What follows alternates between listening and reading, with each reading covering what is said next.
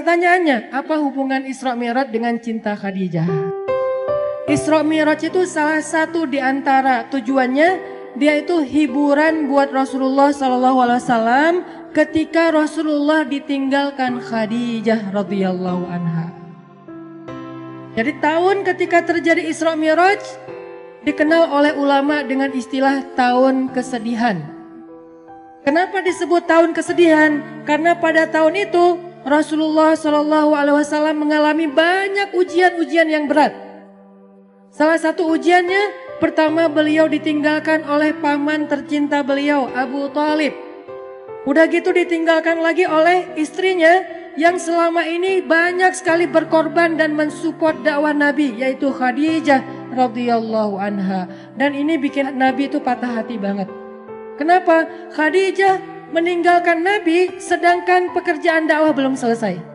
Dakwah di Mekah itu lagi sulit-sulitnya, tetapi Allah membawa pulang Khadijah kepada Allah Subhanahu wa taala, sehingga Nabi merasa benar-benar tahun itu tahun kehilangan. Kehilangan Abu Thalib, kehilangan Khadijah, sehingga jadilah Nabi di kota Mekah, kalau kita ibaratkan itu kayak anak yatim, nggak punya tempat berlindung. Biasanya Nabi itu kalau beliau dicela, dibully sama netizen gitu kan. Ini analogi sosial media. Kita dibully netizen aja kayak sedih banget gitu. Apalagi Rasul dibulinya bukan sama sosial media yang gak ketemu orangnya. Tapi langsung ngelihat ekspresi wajahnya, dilemparin sama kotoran. Nah, hiburan Nabi yang membuat Nabi itu kuat ketika dalam keadaan dibully rame-rame adalah Khadijah. Sehingga Nabi pulang ke rumahnya dalam keadaan lelah, dalam keadaan sedih, dalam keadaan kecewa. Nabi bilang kepada Khadijah, Khadijah, zammiluni, selimuti aku Khadijah, selimuti aku. Akhirnya Nabi diselimuti oleh Khadijah. Lalu Nabi curhat sama Khadijah, Khadijah, kenapa mereka mendustakan dakwah aku? Apakah aku terlalu keras kepada mereka? Kata Khadijah, tidak wahai Rasulullah. Apakah aku tidak menyampaikannya dengan jelas? Kata Khadijah, tidak ya Rasulullah, engkau sudah menyampaikan dengan jelas. Wahai Khadijah, bagaimana agama ini akan Allah menangkan jika mereka menolak agama ini? Kata Khadijah, ya Rasulullah, la tahzan. Jangan sedih ya Rasulullah. Jangan kecil hati ya Rasulullah. Jangan patah semangat ya Rasulullah. Insya Allah, Allah akan memenangkan agama ini suatu saat nanti. Sehingga Nabi jadi semangat lagi. Ini artinya Khadijah adalah orang yang sangat penting di sisi Rasulullah SAW. Khadijah adalah orang yang pertama menerima dakwah Nabi ketika satu dunia ini, satu bumi ini menolak dakwah Nabi. Khadijah orang yang pertama sholat di belakang Nabi ketika tidak ada yang mau sholat di belakang Nabi. Tiba-tiba orang yang paling berharga bagi Rasulullah SAW ini kembali kepada Allah Subhanahu wa taala.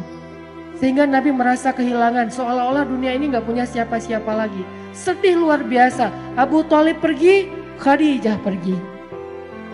Di tahun yang sama, orang-orang kafir Quraisy merencanakan untuk membunuh Rasulullah SAW. Sehingga Rasul harus lari ke Taif. Baru lari ke Taif, berharap di Taif diterima sama keluarga besar ibunya beliau, Aminah. Ternyata di Taif kita tahu cerita yang luar biasa tragis. Nabi dikejar-kejar seharian, dilemparin batu, kemudian disorakin kayak maling. Sehingga Nabi keluar masuk kebun kurma bersembunyi. Ketahuan lari lagi, sembunyi lagi, ketahuan lari lagi. Sampai jidat Nabi itu kena lemparan batu dan berdarah. Seharian Nabi berlari karena dikejar-kejar sama orang di Taif. Udahlah perasaan beliau sedang dalam keadaan kehilangan. Lagi patah hati banget kalau bahasa kita sekarang. Tiba-tiba dihujat rame-rame sama manusia. Ini berat banget buat Rasulullah SAW. Kondisi mental yang lagi down banget. Kondisi perasaan yang lagi nyesek banget kalau bahasa kita. Udah ditinggalkan orang tercinta, kemudian tidak ada lagi yang melindungi beliau dakwah di Mekah. Sekarang beliau di Taif diusir, dipukulin, dilemparin, dikejar, diteriakin maling. Sampai kemudian Nabi SAW bingung harus pulang kemana sekarang. Di Mekah beliau diancam, di Taif beliau diusir. Akhirnya Rasulullah SAW diam-diam masuk ke kota Mekah dan tidur di depan Ka'bah.